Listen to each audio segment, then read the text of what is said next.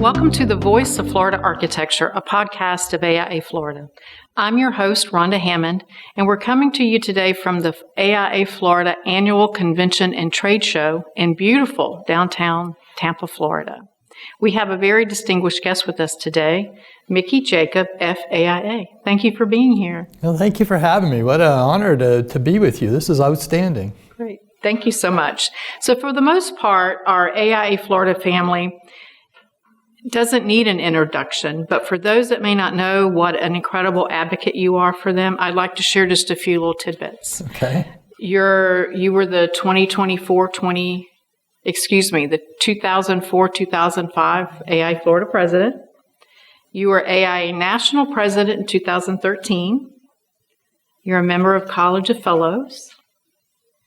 And I understand that you are more affectionately known as Diane Jacobs' husband. That is absolutely true. Would you care to elaborate a little bit on that one? Or my wife Diane is one of the most prominent business women in our community and in the state, and she has a profile here that's just been amazing. And she's been really my leadership mentor all these years and my biggest supporter, sometimes my harshest critic. But one of the reasons I'm sitting here, a lot of that has to do with Diane. So yeah, she's really amazing, and she really has recognition in this community for all she's done. That's wonderful. So you call Tampa your home, part of AIA Tampa Bay, and I've shared that Tampa has been undergoing some significant transformation in recent years with a strong focus on economic and cultural growth, affordable housing and urban development and revitalization, all in efforts to improve the livability of the city. You've been instrumental in that transformation, I understand. You were the board chair of the Downtown Partnership. Tell us about your work there and the impact on the city. Well, interestingly, I've been involved with the partnership since 1985 when it was originally founded as a business organization to really look at how downtown businesses could advocate for good development, for advocating for building the city, for making it more livable. At that time, there was literally no residential downtown. Our mayor used to joke that, we had 200 downtown residents. They were all in the jail. And so it evolved over the years, and it's part of the Special Services District. It's an overlay district for downtown Tampa, and they take a portion of the millage from the property taxes there that funds what we do, and we have a contract with the city, and we put on events for the city as well. That's part of it. We have a clean team that really does a great job in picking up debris and litter. We have downtown guides that help our architects while they're here and help direct them when they're out looking at things in the city.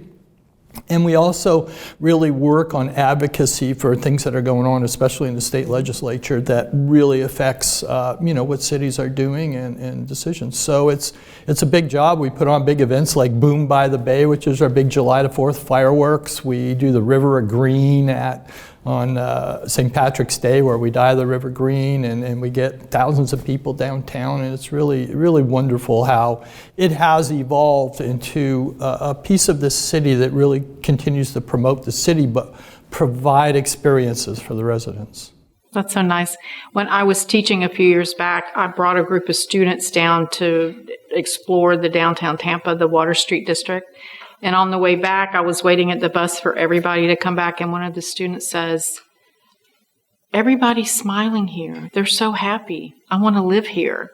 And I thought that was such an astute observation coming from a student. So I think all your efforts have paid off. Oh, thanks. Yeah, it is a wonderful place to live, and it continues to evolve, and we're right in the middle of it here at the JW Marriott for the convention. Water Street is just a block away, and the energy there and the evolution of the kinds of things that make cities great is really what it's all about. And we've been very lucky that Jeffrey Vinnick, who's the owner of the hockey team here of the Tampa Bay Lightning, was really the catalyst for that, and the initial investor, and the work that he's done in doing that. I would tell you very few cities, can experience somebody like him. It's been pretty amazing. That's nice. Speaking of our convention, I understand that The attendance this year has beat the record from last year, and I just checked earlier today, and we're a little over 900 attendees. Yes, that's phenomenal. So share what it means to Tampa Bay and to you it being your home to host the convention here. Well, it's thrilling. It's been a while since we've had one. And I think it's a testament to the kind of city that Tampa has become. Architects want to come and visit. From Water Street to the Riverwalk to what's going on at Harbor Island to the outlying communities that we have around to USF, the aquarium. All of those things have really all come together to make the city very energetic. And I think people realize that. And we have a lot of world-class architecture here. We have a lot of world-class technology. I think there was a tour that went on this morning at Tampa General looking at the aquafence. That was such an integral part of keeping Tampa General Hospital dry during the hurricanes last year. So there's just so much going on here, and it just continues to grow. Yeah, it's really exciting to live here, and I think that's why a lot of people smile all the time. Yes, they were smiling. So I've started a tradition on the podcast by asking guests to share their journey to becoming an architect. Tell us about yours. Oh my, so I was a geeky kid. I remember asking my mom to call the high school when I was in the 8th grade to ask them what classes I should take when I was in the 9th grade so I could be an architect. I don't know why, I always wanted to be. Always known, always loved it. I used to have I'm kind of aging myself, I had a pocket Instamatic camera, if you remember those, and I would go around town and I would take pictures of buildings, but it didn't have a wide angle, so you had to take like 5 or 6 pictures, get them developed, and then I would Scotch tape them together on the floor of the basement and put them up on the wall. Yeah, I just loved it all the time. I had this, I don't know what it was, but I felt like I was born to be an architect, and I was lucky enough to be able to achieve that. To do it. So you're also a member of the College of Fellows. Talk to us about being elevated to fellowship. One of the single coolest things ever in my career. First, to think that my career path, I was able to do things that I could be considered for the college is something you don't realize until somebody kind of points it out to you, right?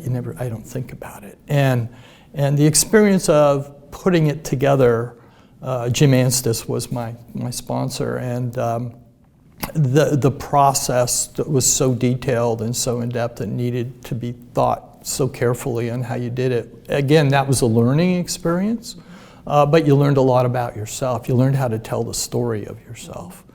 And I will tell you that walking up to get that bellow medal around your neck is just the coolest thing ever. Where was your ceremony? I was in San Francisco at the Grace Cathedral on Nob Hill. Oh, wow. Yeah, it was really a spectacular venue. Yeah, we're very lucky. So looking back at your contributions to the profession and our association and getting to know you somewhat over the last few years, leadership has been a common thread throughout your career. Share your path along the lines of leadership and how leadership became such a primary focus for you. You start somewhere, and I joined AIA in 1982 as a young associate right out of school. And one of the first things I did with AIA Tampa Bay, which was then the Florida Central chapter of the American Institute of Architects, and we did something called Ask an Architect, where we sat at Tampa Bay Mall on a Saturday and Sunday in the middle of the mall at drafting tables, and did kind of a little competition, and people would come up and ask questions. And I realized then I met people that I didn't know, who were other young architects like myself and young associates, and you started to build relationships, and it was a lot of fun. So I've always found that if you say yes to something, if somebody asks you to do something and you say yes, in all likelihood, they're going to ask you again. And if you say yes again, they're going to ask you another time, and then others are going to start. And if you keep saying yes, then you'll find yourself in really interesting situations and start to evolve into leadership positions, because people look at you as a leader when you start to do that. So my model is always just say yes. Just say yes. So at a presentation, I believe it it may have been in Boston. I'm not certain I'm recalling the city. But you mentioned as architects, we're problem solvers, but you made a comment of getting to the root of the problem. Do you remember that? Yeah, it's called the cause of the cause. Cause of the cause. Tell us about that. So when I was first on the national board, we had a public member, Dr. Richard Jackson from California, UCLA. And he's a pediatrician. And his whole research was all about how health affects communities. So how design affects health. And if we design our communities effectively, so they become healthier, walkable, your schools are close by, you have neighbors, you have good sidewalks, you're able to connect with people, that your community becomes healthier. And he believed that if you designed your communities correctly, we could eradicate childhood obesity within a generation. A generation. A generation. We could eradicate childhood obesity. Now think about the impact that has on a community, on livability, on productivity, on people being to achieve their goals because they are healthier. And so it was an amazing thing, and I've always tried to take that, and he always said, you have to look at what the cause of something is, and you address the problem at the cause of the cause. You could change the trajectory of someone's life. Absolutely. Absolutely. Yeah. So as I mentioned, you were AIA Florida president. Tell us about AIA Florida and your goals at that time. Well, at the time, we were really focused a lot on advocacy. There was a lot of issues going on, especially with licensure, not just like now. And so I took on the presidency in, I think, July 1 of '04, because we had a situation where Bill Bishop and I had to split the year between us. And I was really focused on advocacy, and then all of a sudden we had 4 hurricanes hit the state of Florida within 6 weeks at the time, and it sort of changed everything in what we focused on. So suddenly we really became focused on how do we respond, how do we help our members, how do we help communities. It really started some of the disaster preparedness training that we do now. And it was one of those things that, you know, a situation that came about really changed what we were focused on, but in the end, it really made us a stronger organization because we really were able to adapt because of something we had to react to. Mm-hmm. I remember the storms that year, and they were ferocious. Yeah, Charlie, Jean, Francis, I can't remember the other one. That's what you did better than me there. Ingrained in me, yeah. It was quite the challenge, and we had a lot of members who were affected by it, right? So helping members out, I remember that what we did is we created a program where firms could host other firms on their server, that firms that got, you know, really affected by the storm, for, you know, losing offices and stuff like that. So we had this whole network of firms that helped other firms, you know, start to recover and be able to host them and get their, you know, ability to practice back. Nice. Again, that network, that family. Exactly. Yeah. So tell us about being the AIA national president. Your year was 2013. It was a very intense year. We were just coming out of the first part of the repositioning program that AIA National put into place. One of the things that I took on as president was to change the governance structure. And as you know, change isn't always as easy as you hope it is. Some people it was hard. It was hard to do, but we did it. And we did it because it made us better. I also did a lot of traveling and advocating and a lot of international travel, which was really fun. And then you get to meet people. So the thing that really made it special was the people that you were able to meet and build relationships with. And I like to quasi-joke that there's not many cities I can fly into where I can't pick up a phone and call an architect that I've met. Right? And so, but it's you know, the president is a very intense year. I was on the road 256 days that year. Wow. And yeah, 140 different trips. So it was a wild year, but also being able to understand how AIA National works and the responsibilities that it has, and then trying to look at how do we communicate that down into the network. Because most of our members, really their experience is at the local and the state level. Did it change how you saw AIA Florida needing to govern itself or change its resources or its membership opportunities? Well, I think, the whole thing with AIA Florida was doing what we've always done and continue to dedicate ourselves to be as excellent as we can. Now, I've gone to a lot of conventions, component conventions, state conventions. I've gone to a lot of design awards, a lot of rubber chicken dinners. I will tell you, and I tell this to everyone, that AIA Florida does it better than anybody else in our AIA network. And that's a testament to our leadership like yourself. It's a testament to Becky, who's sitting over here with us behind the scenes. It's a testament to Vicki Long before us. And one of the things, and I think Becky, you may have been a part of this, is that we had a stretch where we were getting a lot of component awards like every year at Grassroots, right? We get a Component Excellence Award, and I was getting some grief from some of my colleagues around the country, and I just say to them, hey, too bad, man. We're the best. We're winning these awards because we have dedicated ourselves to excellence, and we hold each other to that standard. That makes me even more proud to have been a part of it. So you mentioned Vicki Long. She led the association for 17 plus years. I got to meet Vicki before she retired. I understand that she was the first female executive vice president for Florida, and you were part of that selection committee that hired her. Tell us about that impact, that decision to make that change. Well, it was very easy because she was obviously the best candidate.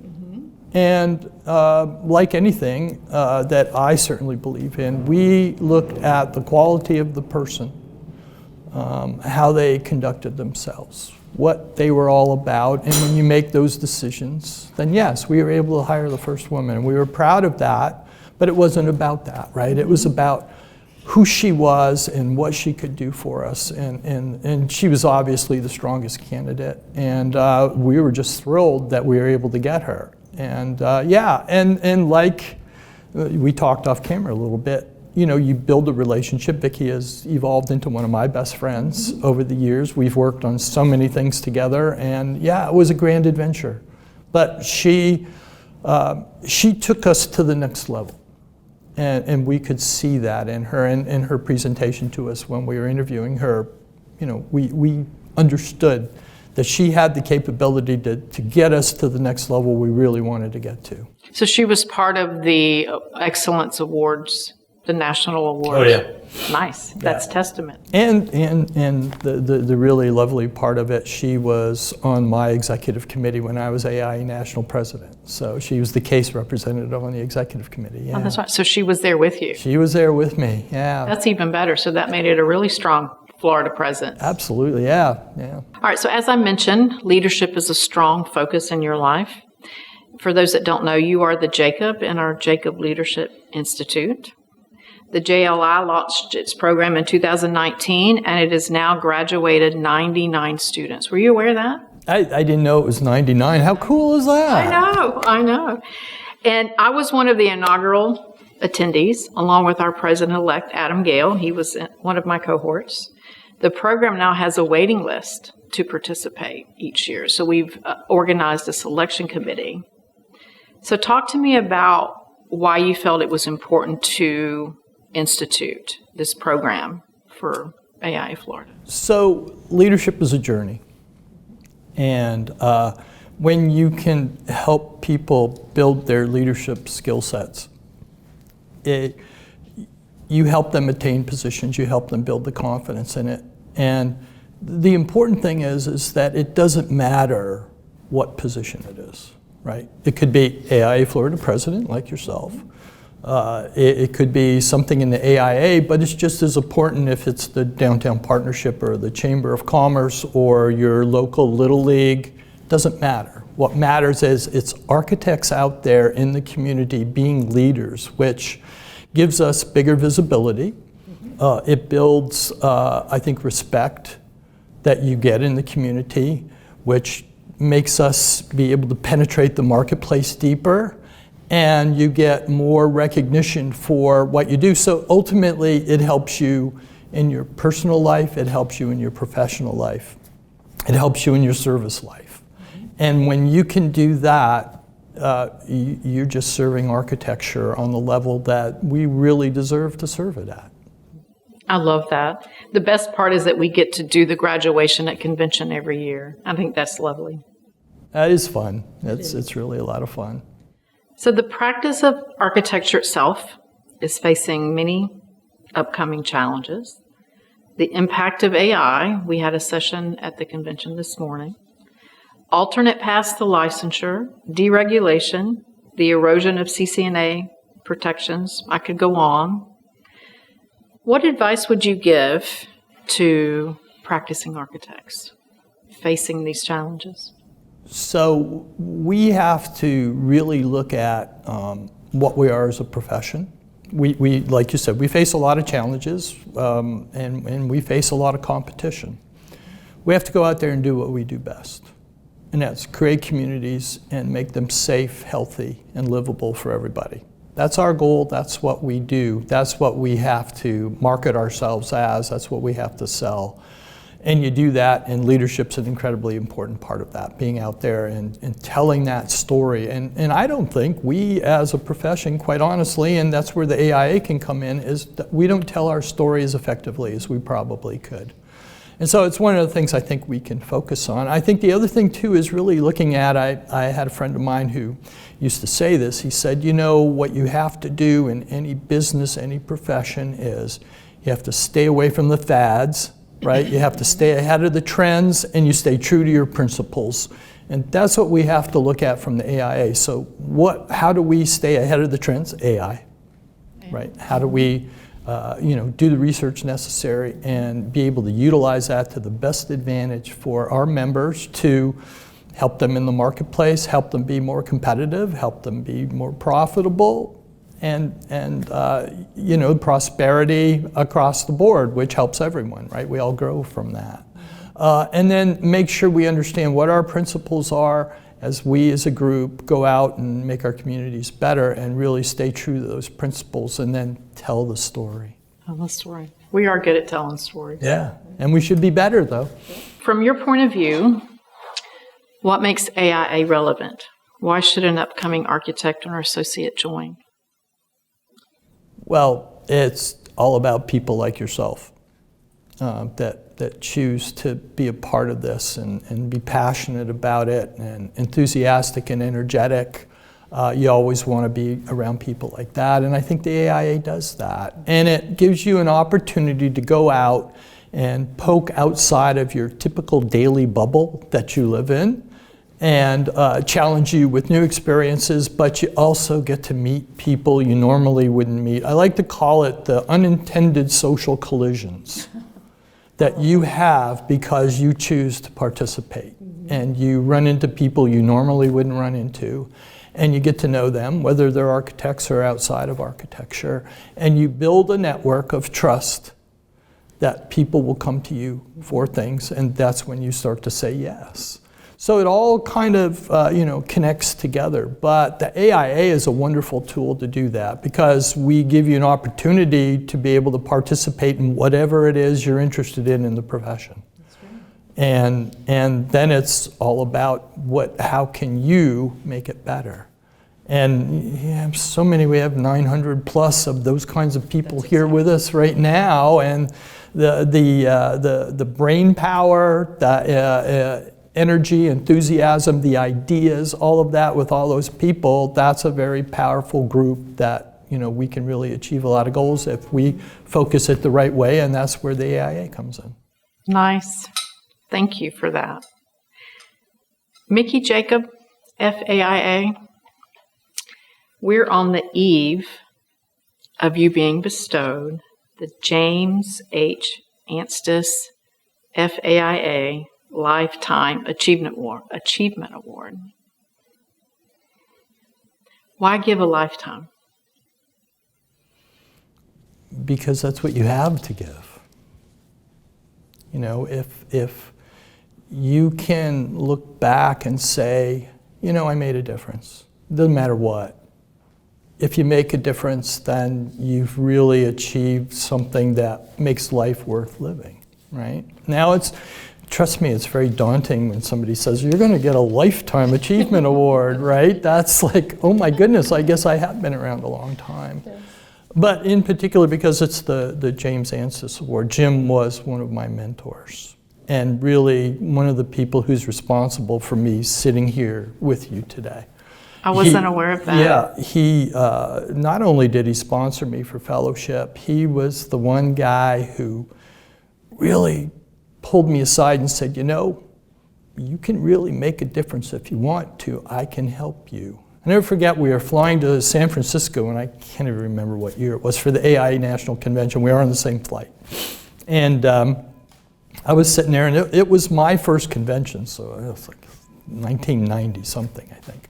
And he came over to me and on the flight, and we chatted for about an hour on the flight, just standing in the aisle, and he was telling me all about his experiences, why they were important, how I could have those same kind of experiences if I really wanted to, and I really committed myself to being a part of the AIA and committed to taking on leadership positions, and how many people would be out there to support you and help you, and there is. We're an incredible network here of people who just help each other all the time to be better and achieve their goals. And that was all part of it with what the award is. And I'm incredibly proud. I'm sure I'm gonna cry tomorrow night when I'm up there, but it's... I'll be with you. Thank you, I'm glad you will be.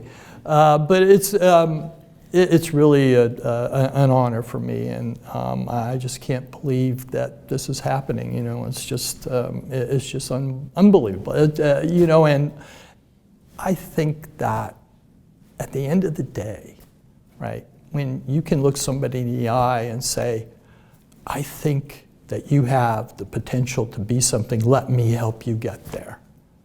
You can mentor someone, encourage them, support them, and that's part of what the Jacob Leadership Institute is about, is we have these people that come in from all levels in their career path, right? I mean, we have people who are very early on, we have people who have been practicing for decades.